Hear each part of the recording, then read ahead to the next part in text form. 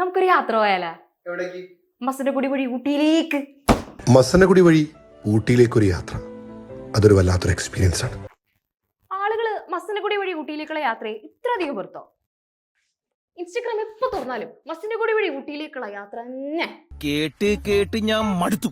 പോരാത്തതിന് മസനഗുഡിയിലേക്കുള്ള വഴിയുടെ ഭംഗി സോഷ്യൽ മീഡിയയിൽ കണ്ടുപോയവർ പലരും റോഡിലേക്ക് താക്കത്ത കുരുക്കിൽ കുടുങ്ങിക്കിടക്കുന്ന കഥനകഥകളും പുറത്തു വരുന്നുണ്ട്.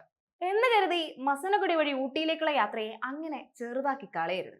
മസനഗുഡി വഴി ഊട്ടിയിലേക്കുള്ള യാത്ര വല്ലാത്തൊരു ഫീല് തന്നെയാണ്. അതിന് കാരണവുമുണ്ട്. തമിഴ്നാട്ടിലെ നീലഗിരി ജില്ലയിൽ സ്ഥിതി ചെയ്യുന്ന പ്രശസ്തമായ വിനോദസഞ്ചാര കേന്ദ്രമാണ് മസനഗുഡി.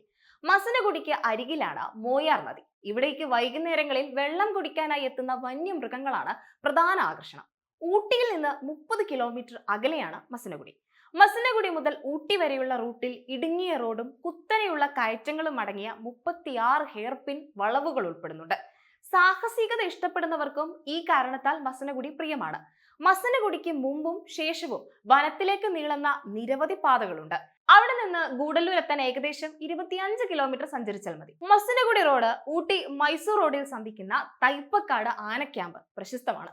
2016 പുറത്തിറങ്ങിയ ദുൽഖർ സൽമാൻ ചിത്രം കലി ഓർമ്മയില്ലേ? അതിൽ മസനഗുഡി റോഡിന്റെ ഭംഗി ഉൾപ്പെടുത്തിയിട്ടുണ്ട്. എന്നാൽ കലി സിനിമ കണ്ടല്ല ആളുകൾ മസനഗുഡി വഴി ഊട്ടിയിലേക്ക് പോകാൻ തുടങ്ങിയത്.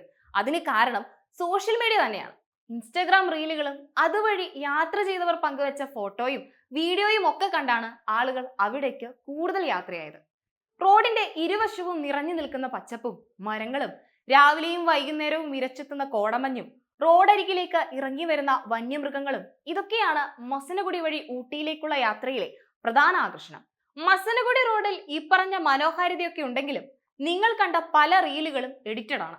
ഇത് കണ്ടുപോയ പലരും പങ്കുവച്ച അനുഭവം എന്ന് പറയുന്നത് പച്ചപ്പെല്ലാം ഉണങ്ങി, മൃഗങ്ങളെ കണ്ടില്ല, കോടയില്ല, ബ്ലോക്ക് ഇതൊക്കെയാണ്. ഇടുങ്ങിയ റോഡ് ആയതുകൊണ്ട് കൂടുതൽ വാഹനങ്ങൾ എത്തിയതോടെ ഗതാഗത കുരുക്കും രൂപപ്പെടും.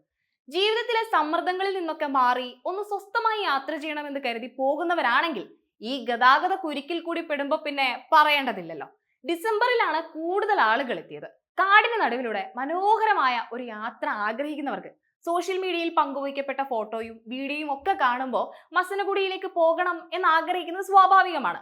പോയവർക്ക് പ്രതീക്ഷിച്ച പോലെ ഒരു യാത്രാനുഭവം ഉണ്ടായോ എന്നറിയില്ല. പക്ഷേ പറയാതിരിക്കാൻ കഴിയില്ല. മസനഗുഡി വഴി ഊട്ടിയിലേക്കുള്ള യാത്ര നിങ്ങൾ പോകേണ്ട വിധത്തിൽ പോകേണ്ട സമയത്ത് പ്ലാൻ ചെയ്താൽ വല്ലാത്തൊരു ഫീല് തന്നെയാണ്.